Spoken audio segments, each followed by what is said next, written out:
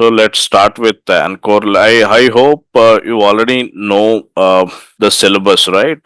So let me give you some brief about what we are going to discuss in this syllabus. Okay, before Yeah, starting. basically I took the take a look of the syllabus like before. Exactly. Yeah. So, and ENCOR right now it is running as a version 1.2. Actually, it's not 1.0. Okay, so let us Okay. make it as version 1.2. There are small changes in 1.1 and 1.2. Okay, so there is Okay. major.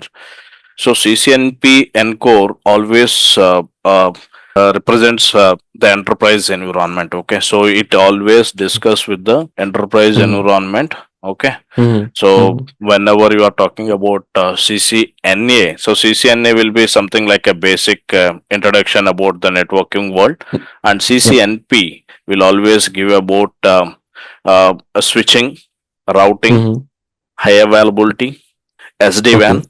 automation. Okay. Okay. Okay, so these are the technologies which has been dealing with the ENCOR. Okay, so it touches everything actually. Okay. Okay, so by completing our CCNP ENCOR, we will be able to understand from the configuration perspective and the troubleshooting perspective with the enterprise level networks like data centers and all. Okay, so VLANs, STP, Ether channel, routing protocols like OSPF, HRP, BGP. Okay, and Yeah. so FHRP protocols like HSRP. Okay, some Mm-hmm. introduction about SD-WANs. So everything you will be dealing, which we will be touching that in the CCNP environment. Okay. Okay. Let's start with the syllabus. As you know that you have already gone through the environment. Okay, so we will be Yeah. starting with as per the Cisco syllabus only. So architecture, Yeah. Okay. virtualization. Okay, then Okay. infrastructure. Yeah, if Mhm. most of the time we will be spending on infrastructure environment only. Okay, Okay. Okay, sir. so almost maybe 20-25 days we'll be dealing with this infrastructure only. Okay, Okay. Yeah. then coming to natting everything. Okay, and Okay. network assurance. This is very important for us for configuring and troubleshooting the network environment. Okay, Okay. and security with automation. Okay, so we will discuss about whatever is required as a network engineer for you. What is required as a network engineer? Whatever is required from the condition. Okay, so here. Okay. So people always a little bit confused about the automation because generally what I need to learn with respect to the automation. Okay, so here the important point which you need to understand is, so we are not here to write a, of course if you are okay with writing the programs, that is well and good. Okay, I'm not. so Sorry. definitely no, Yeah. the background which we select is like that. Okay, when you select a Okay. networking a little bit Mm. decline for learning Mm. programming, but that Yeah. is okay. See what is Mm. happening in the real time is, see when I want to have a automation, I know the scenarios. Okay, so Mm. I will Mm. explain one of my colleague who is automation guy saying that, hey boss, I Mm. need so and so to be automated. I Mm. will give him the my scenario. Mm. Okay, so what he will Okay. be doing is he will be preparing the script or some program to me, and he will be Okay. providing that, and I'll be running it. Okay. Okay, and it will work Okay. perfectly. So Okay. in case if I have any issues, let's say the script is not running properly. Mm-hmm. Okay, so what I'll be doing is definitely I will be reaching out to him. Mm-hmm. I will wait for him because he might be Okay. busy in some other things. Okay, so he's not from Sure. an basically a network guy, right? So he will not be in our Mm. project. He will be a different team, different person. Okay, and I need to wait for him to rectify this issue. Okay. Okay, so what is Okay. the expectations for this course is, so we don't want to go and wait for him. Okay, so when Mm-hmm. he Mm-hmm. provide the script, Mm-hmm. let's understand what is the script used for. Okay, what he has Okay. done. Mm-hmm. Okay, so maybe we will understand and we will try to solve the issue on our own. That's it. Okay, sir.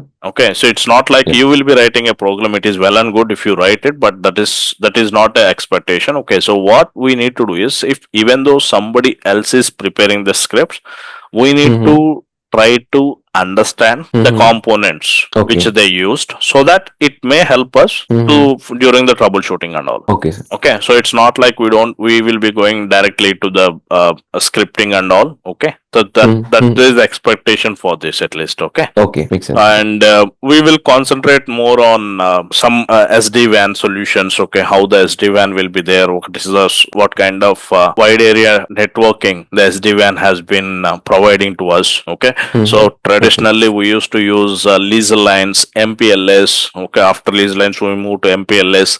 Then now we are into the SD-WAN environment. Okay, so most of the organizations are moving from traditional wide area environment to the SD-WAN solution. So we will be dealing with what is the SD-WAN environment, and we want to talk about the control plane, data planes, management planes. Okay, so I'll be giving all those discussions. Okay, so let me just one a little bit introduction about the things which we will going to discuss. Okay, so this is the version 1.2 and the first one. Okay, so it will always discuss about enterprise design, SD-WAN, SD access, and QoS. Okay, so when you talk about architecture domain, so these are the things. This is the first objective for us. So we'll be talking about enterprise design principles, where currently we focus on the design of the data centers. Okay, so 2-tier architecture, 3-tier architecture, fabric, cloud, HA, high availability. Okay, and we are, if you remember, we I'm not sure if you listen these words or not, but mostly right now the enterprise environment is working in a fabric environment. We call them as a spine and leaf environment. Okay. Yeah, so, I have heard about. Right. I have heard. Right, spine and environment. So we will be dealing about this the background of that. Okay, and we will talk about the control and data planes. What control plane will do, data plane will do. What is the advantages of that? Okay, and we will discuss few things. Okay, so just I want to, of course, tomorrow's session I'll be talking more and more about switches. I'll start with basics and routing basics, but let me give you overview about the control plane and data plane. Okay, so control plane is and data plane is very important whenever you are looking for any environment of the devices.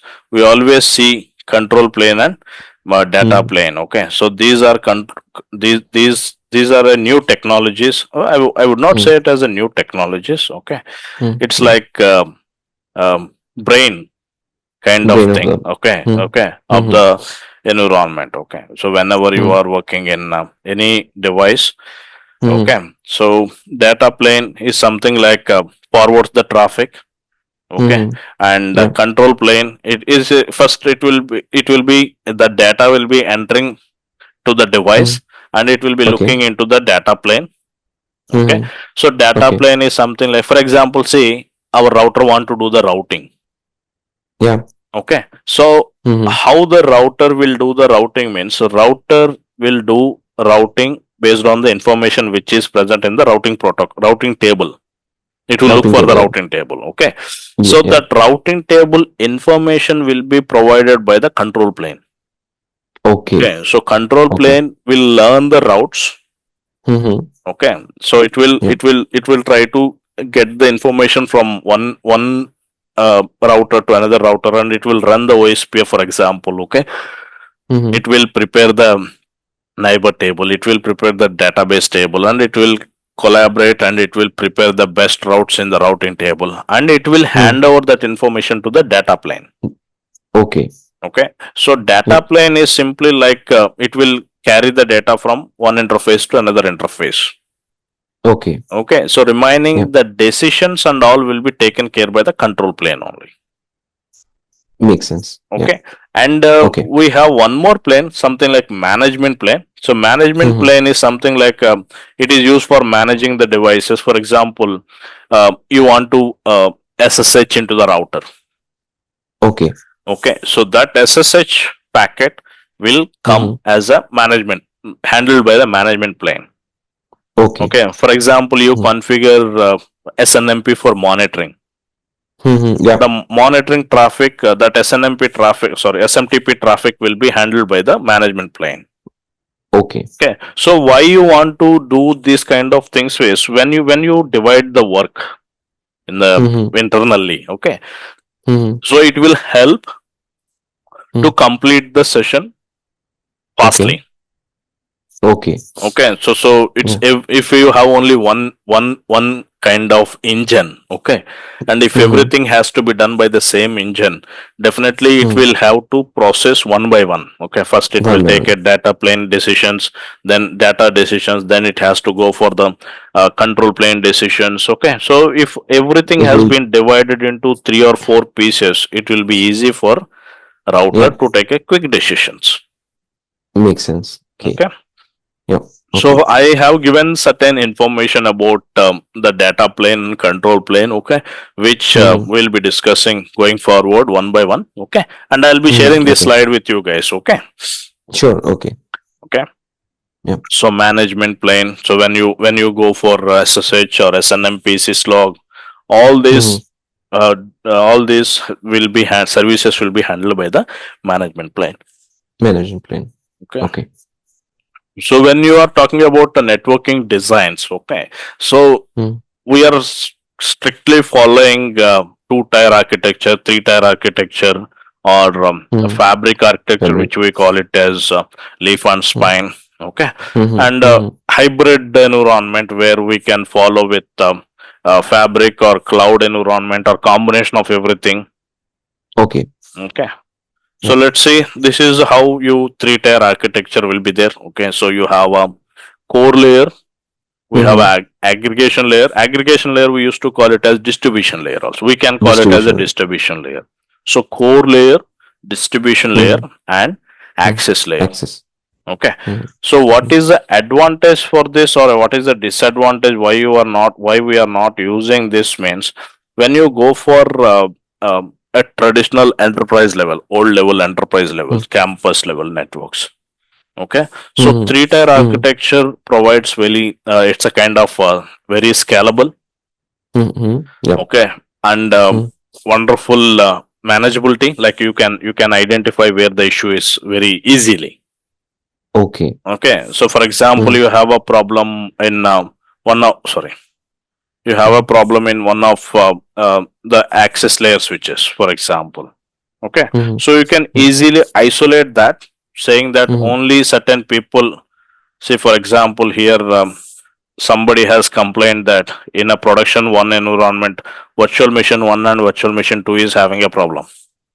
Okay, so and easily you can identify that there is a problem only in this box, that's it. Okay, so there is no other environment. Okay, so it is easy to identify. Okay, and it is very commonly used in very huge environment. Okay, like enterprise level environment and all.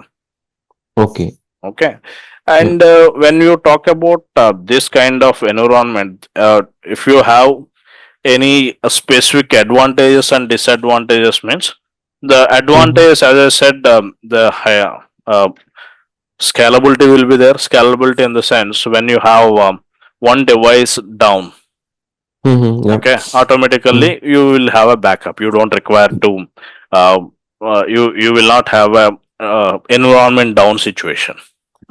Understood. Okay, and we can decide access layer what you need to do, distribution layer what you need to do, and core layer what you need to do. Okay.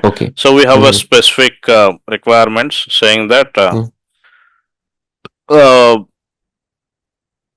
one by one. Okay. So roles can be provided. Okay. So core layer, you do only this thing. Distribution layer, do only this thing. Access layer, do only this thing. Don't mess up. Okay. So only thing is, there are small disadvantages, means when your network is increasing. Okay, so it will be a kind of complex. Okay, and more devices, you see that, right? There are so many devices. Okay, so when you say more devices, more cost. Absolutely. Okay, so whenever enterprise environment, okay, corporate world, when you are looking in the corporate world, whenever there is a word as cost, always there will be a problem. Okay, so that is the only disadvantage. And if you look into the advantages, sorry, the access. Okay, so if somebody want to access from this VM to this VM, okay, so mostly it has to cross access, distribution, Distribution. sometimes core. Okay. Okay, so from core to core, again distribution from access. So there will be a more hops here. Yeah.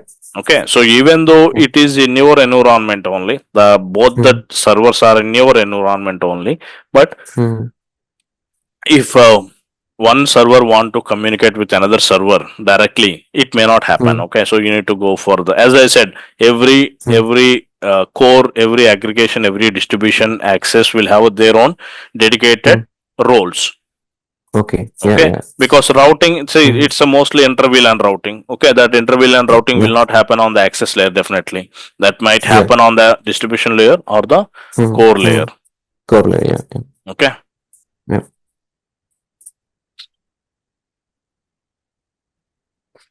So that is one reason why we will not. Why we that is the only disadvantage. I would not say the disadvantage, but there is one small limitation, I would say. Okay, so additional, whenever you say about additional hops, always remember additional hops may increase latency. Even though it is a small latency or a huge latency, there will be a kind of latency there added there. Yeah. Okay. So and as we said, this will be very costly environment. Okay, if it is a data center, this is fine. You can go for this core layer environment. But if you are looking for a mid-level organizations or a small organizations, okay, so then it is always better to go with the two-tier architecture. We call it as a two-tier architecture. Okay. So or we call it as a collapsed three-tier. Okay. So here you are seeing only two environments. One is distribution / core. Okay. So the both roles will be done by a single environment only here. Okay. And the access layer where the end users will be connected and devices will be connected. So when you talk about why we want to go for this, when you want to go for this model, so first thing is very simple cost saving. Okay, you entirely eliminated one environment so that you can have cost wise little bit advantage. And you are reducing the complexity of the network.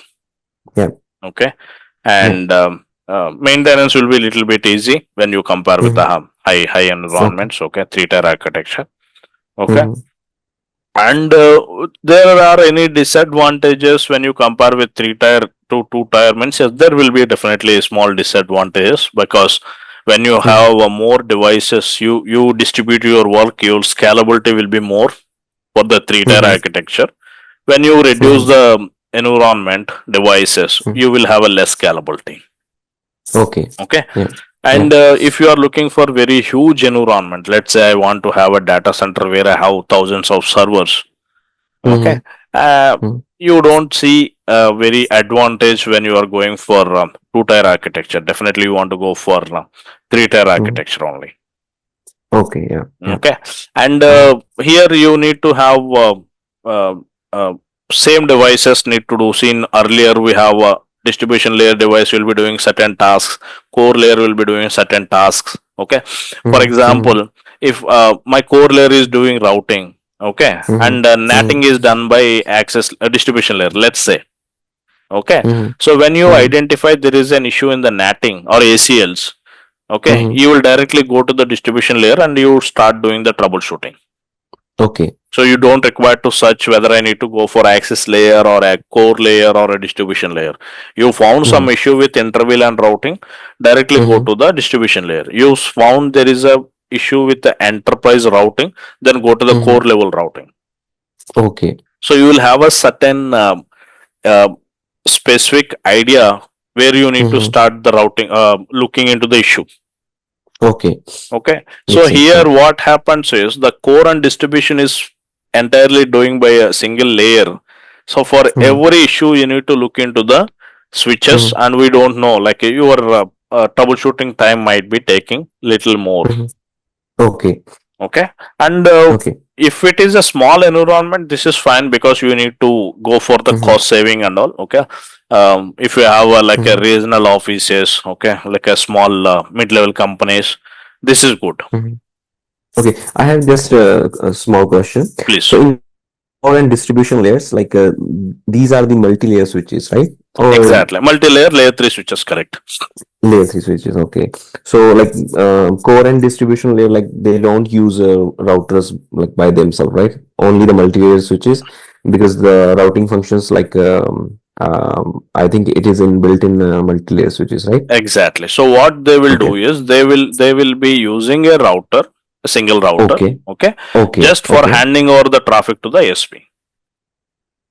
Okay. Okay. So, like still the routers are being used. I just Exactly, wanted to know. exactly. Just Okay. because see, maybe it is not a hi-fi routers they use. Okay, enterprise level Mm-hmm. routers they won't use that. They will Mm-hmm. use a simple route.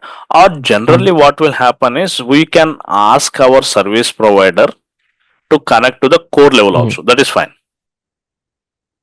Okay. Okay, that depends upon your network. Okay, so I saw some organizations what they will do. They don't want to connect ISP Mm-hmm. devices directly to their environment. Okay, okay. Okay, So just okay, so they just install their simple router for exactly. right? Simple router to just hand Mm. over the traffic or acting like a mediator between the distribution core level, our core Mm-hmm. enterprise network and the ISP. ISP. Okay, Okay. So because okay, whenever the ISP is trying to come to troubleshooting and all, he might be entering into our data centers and all always. So we okay. don't want to give that Mm-hmm. lenience. So what we will Mm-hmm. do, you just hand Mm-hmm. off your circuit somewhere. We will Mm-hmm. connect from there. Okay, makes sense. So they it means they install all the NAT and the ACLs on the other interface, like facing the router they install, right? Exactly.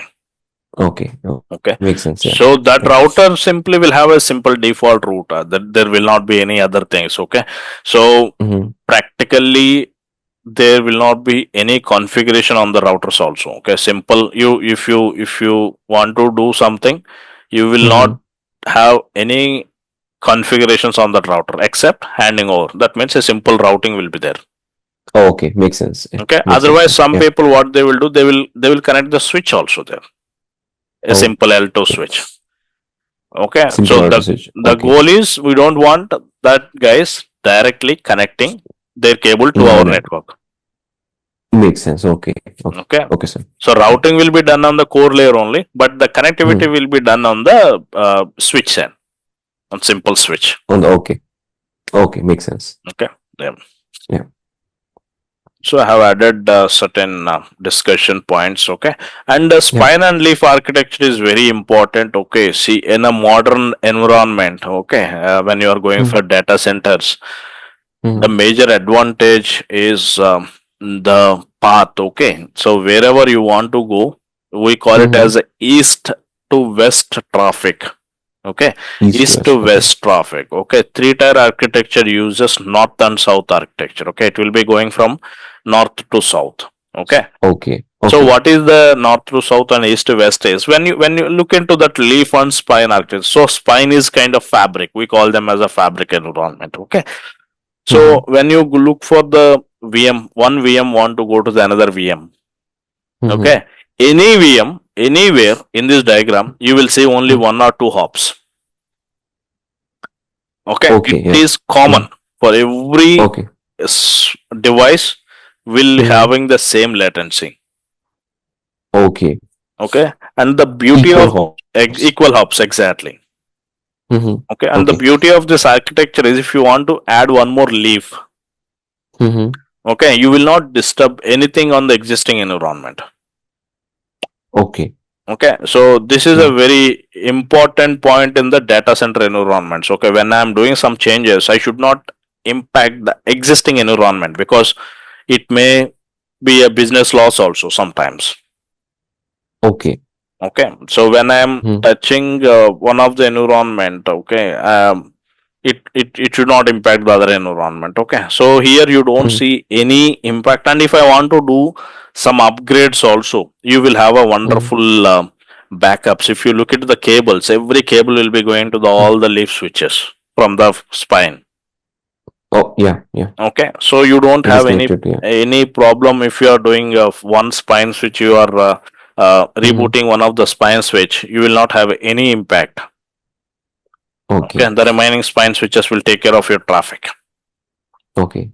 Okay, Yeah. Yeah. so this is a um, advantage for this. Okay, and Mm, leaf to leaf mm, communication will always go from the mm. spine switch only. So spine switch. Okay, Spine switch. yeah. Okay.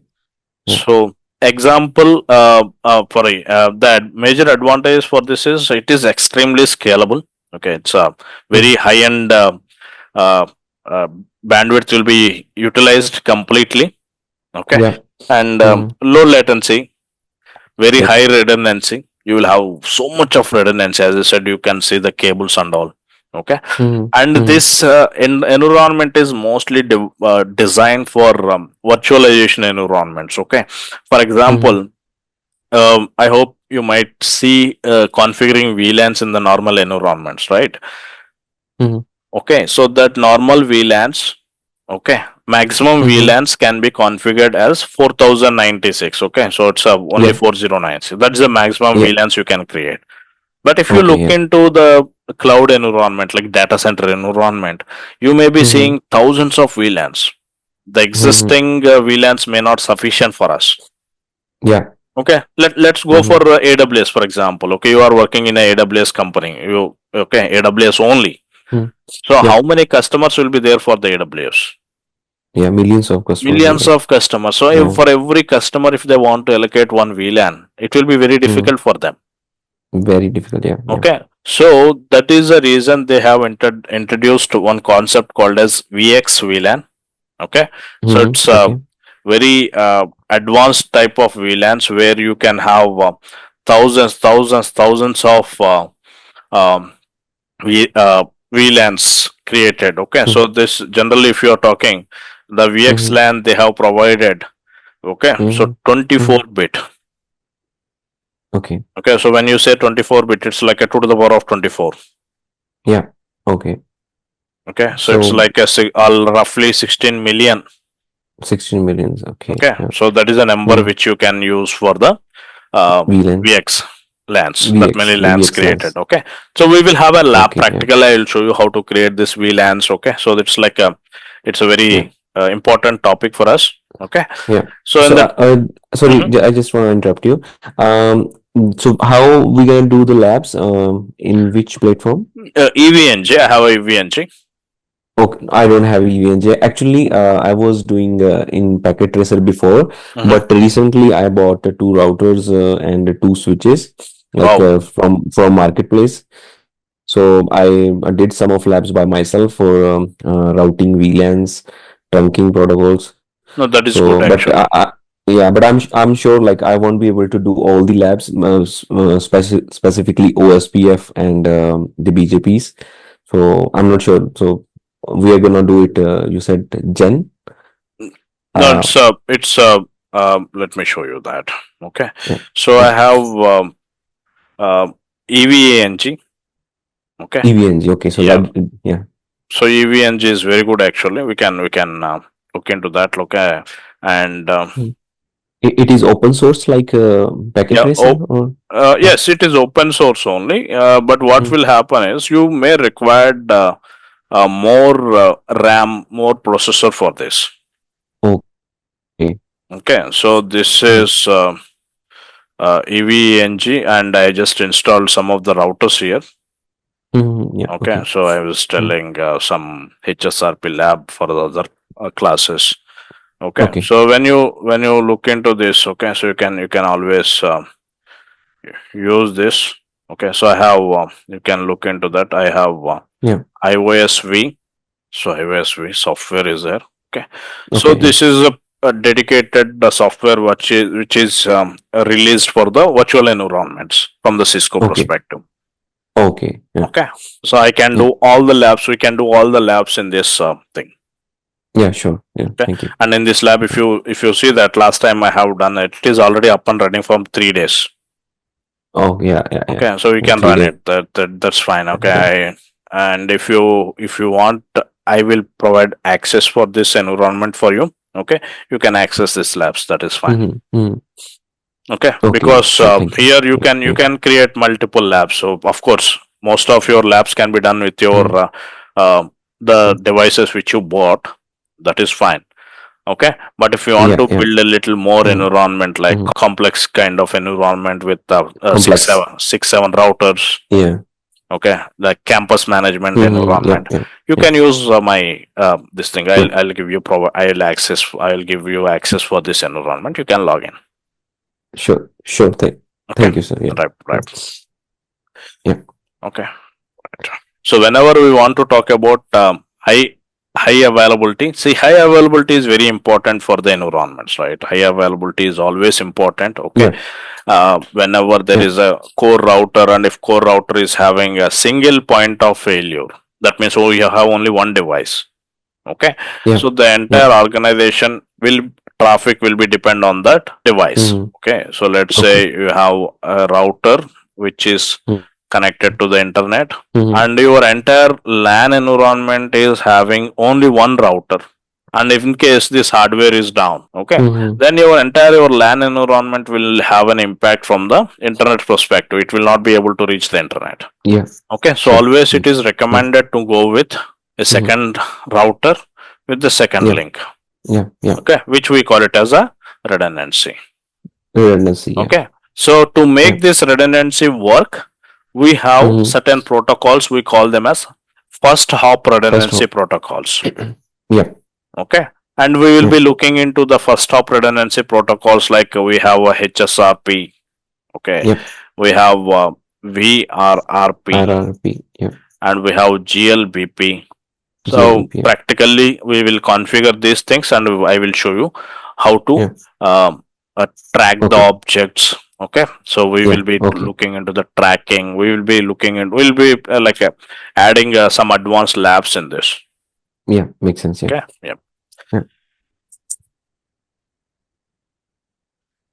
And SD-WAN control planes. Okay, so control and data planes. We will be talking about what is advanced with this SD-WAN environment. Okay, so what is control plane, management plane, orchestration, data planes. Okay, so we'll be looking into the functionalities of these planes.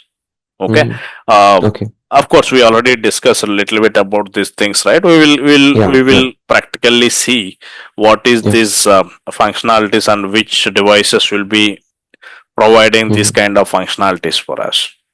Okay. Yeah. Sure. Okay, Yeah. so just let me stop here, and Yeah. Sure. if you have any quick